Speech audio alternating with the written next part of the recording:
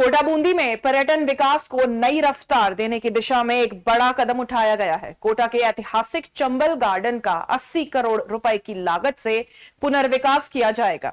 लोकसभा अध्यक्ष ओम बिरला ने चंबल गार्डन पुनर्विकास कार्य और 19 करोड़ 46 लाख रुपए की लागत से किशोरपुरा मुक्तिधाम विस्तार एवं विकास कार्यों का शिलान्यास किया। कार्यक्रम में नगरीय विकास एवं स्वायत्त शासन मंत्री झाबर सिंह खर्रा, विधायक संदीप शर्मा, विधायक कल्पना देवी और नगर निगम आयुक्त ओम प्रकाश मेहरा सहित बड़ी संख्या में शहरवासी मौजूद रहे। अंदर इस चंबल गार्डन के निर्माण का कार्य शुरू हुआ। ये हाड़ौती की विरासत है, ये हाड़ौती की पहचान है।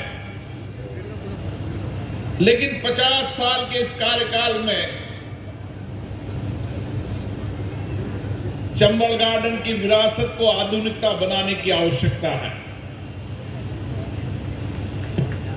रोज अखबारों में चंबल गार्डन की दुर्दशा की कहानी आती थी। हमने भी उस कहानियों को रोज पढ़ा। किसी ने भी चंबल गार्डन बनाया हो या कोई भी भवन बनाया हो, उस विरासत को संरक्षण करने की हमारी जिम्मेदारी है। दुनिया के विकसित देश भी पर्यटन के रूप में इसलिए डेवलप हुए क्योंकि नदी किनारे उनकी विकास की यात्रा बनी। इसीलिए आने वाले समय में चंबल गार्डन, ये भीटिया कुंड भगवान शिव का स्थान है,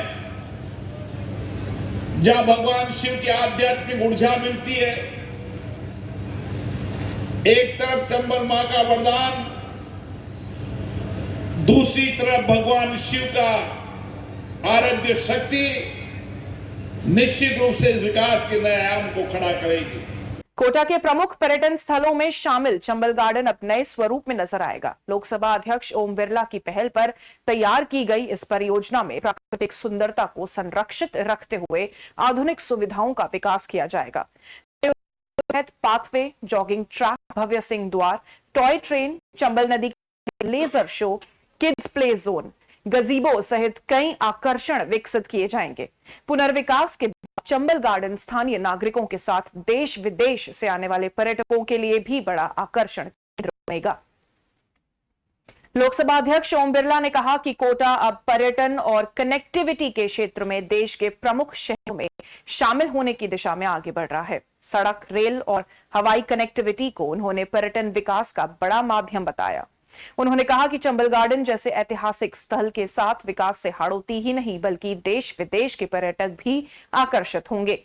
कोटा बूंदी क्षेत्र में पर्यटन की अपार संभावनाएं हैं और आने वाले समय में यहां पर्यटकों की संख्या बढ़ेगी। यूडीएच मंत्री झाबर सिंह खर्रा ने भी कोटा में चल रहे विकास कार्यों की सराहना करते हुए कहा कि कोटा में पर्यटन सहित नियोजित विकास के विभिन्न प्रोजेक्ट चल रहे हैं। आने वाले वक्त में कोटा के पर्यटन को नई दिशा मिलेगी। चंबल रिवर फ्रंट को लेकर भी सरकार ने कार्य योजना तैयार की है। Chambal river front wedding destination का बड़ा केंद्र बनेगा। विधायक संदीप शर्मा ने भी इसी दौरान कोटा शहर में चल रहे विकास कार्यों को गिनाया। हमें निर्देशित करते रहते हैं और उसी का परिणाम है कि आज कोटा का ये 50 साल यानी अर्ध शताब्दी पुराना यहाँ के लोगों के मनोरंजन का, घूमने का, दौड़ने का स्वस्थ वातावरण देने वाला चंबल गार्डन फिर आने वाले साल, 1.5 साल में आपको नए स्वरूप में और अधिक सुविधाओं के साथ उपलब्ध हो पाएगा। निश्चित रूप से आज वो सभी कार्य और लोगों के सपने साकार स्वरूप लेते जा रहे हैं।